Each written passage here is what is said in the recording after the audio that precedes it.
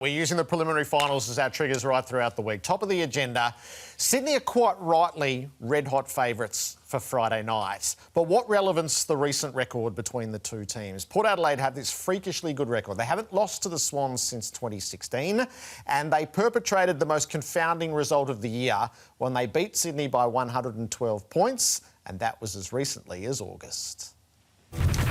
You can't help but ask the question, can you lose by 112 points in August and win the flag the following month? Generally, I'd say no. So I had 3 weeks in Paris and it coincided with your result against Port Adelaide, and it made no sense to me at the time. So without dropping you back in it, I'm just curious, what did you end up doing with it? Oh, well, you just dropped me back in it, Jared. No, it's sort of I was a bit perplexed, a bit the same as you. But you need to, at the end of the day, when you see a performance like that, I'm like anyone else. You sit there and say, why is that? Where'd that come from? This is disturbing. This is amazing. It's not just a mulligan going on here. This is absolutely amazing what is going on. It's extraordinary. This is the top team on the ladder, and they can't score. It's completely and utterly unacceptable. Disappointed, shattered. Terrible. It's not acceptable. I understand it. Where it sits at the moment, it's not good enough. I wouldn't use the word soft, and I think it's a word that we should never use for AFL players, but John Longmire will use it.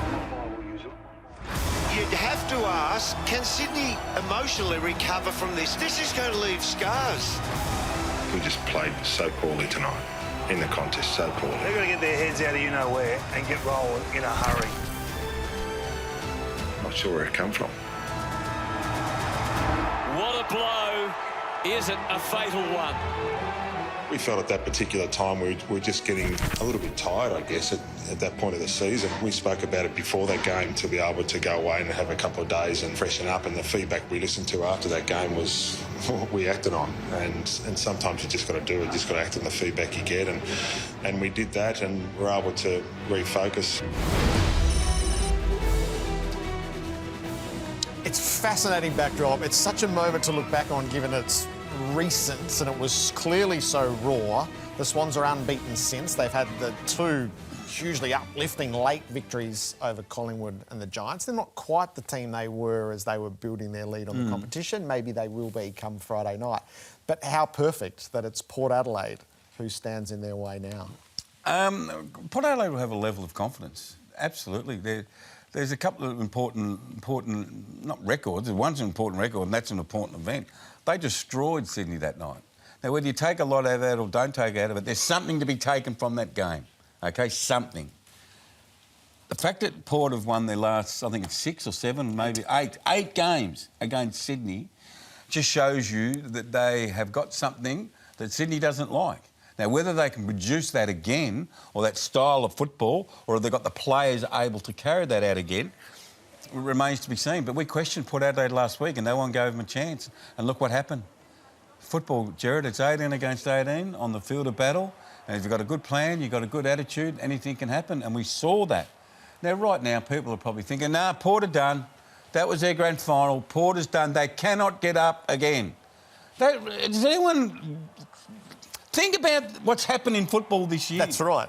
Anything can happen in footy. And also think about the fact that they had a week off, then they played horribly, and then they played brilliantly. This is not the end of a 12-week run to try to get here. They've only been at it for 2 weeks since they took a breather. And what's exciting, the best of Sydney is probably the best in the game.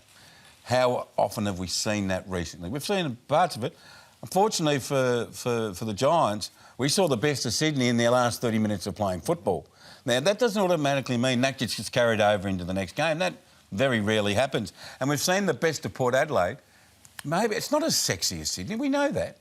But I tell you what, they've got some substance about them, Port Adelaide.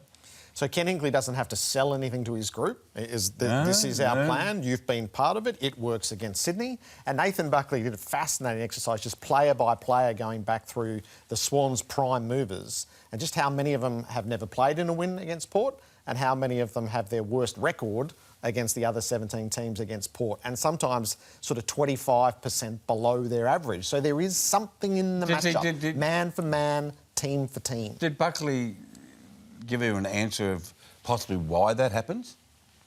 No, it just is at the moment. And then, so his thesis is Ken will know, and John will be searching, and he will have seen it, and now you've got to solve it. Ken will know, John will know, because he was at the games. He knows what's going on. Yeah, it's a really big... What's today? Tuesday. So we've got 3 more nights to talk about it. Yeah. It just makes for such an interesting backdrop to a game that some people just regard as a formality. No, it's not nothing. Not many preliminary finals are formalities. No, we've been shocked not. many a time. Oh, I know we have, mate. Out of Adelaide, so there'd been a growing hunch that maybe Kane Farrell would get back from the serious hamstring injury, which initially had him ruled out for the whole year. He's been trying to meet his markers and forge his case, as you do at this time of year. It was something that was catching on within the club, and Zach Butters gave voice to it today. Yeah, I feel like, Kane's been super. I feel like he sort of...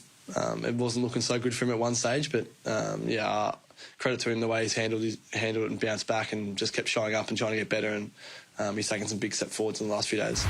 Yeah, I feel like Fats obviously had some tests to get through today and some boxes to tick today, but, he's been a quality player for us all year, one of our best probably, and so important down there, and probably with a few people out of there the last few weeks, he's an important player, so I think they'll give him every chance. No, they're not. No, so they've ruled him out of the prelim. Oh, have they? They have. Yep. He did complete the main session today. They're saying that he's only going to miss by really a couple of days. Should they make it to the grand final, I think the expectation is he would go. Okay, if he does, but it's too fine a line this week.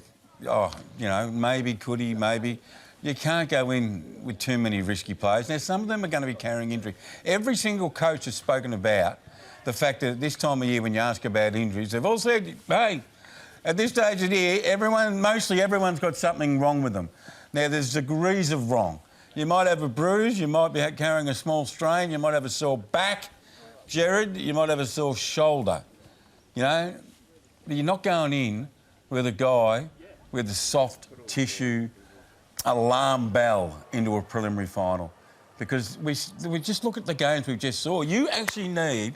I'm not going to call them soldier, but you need every player to survive as long as they can in a game of football, because if you lose players, the pressure and the physical toll on those surviving players grows and grows. And that's why the Port Adelaide performance last week was great. Marshall, you're out, you're gone.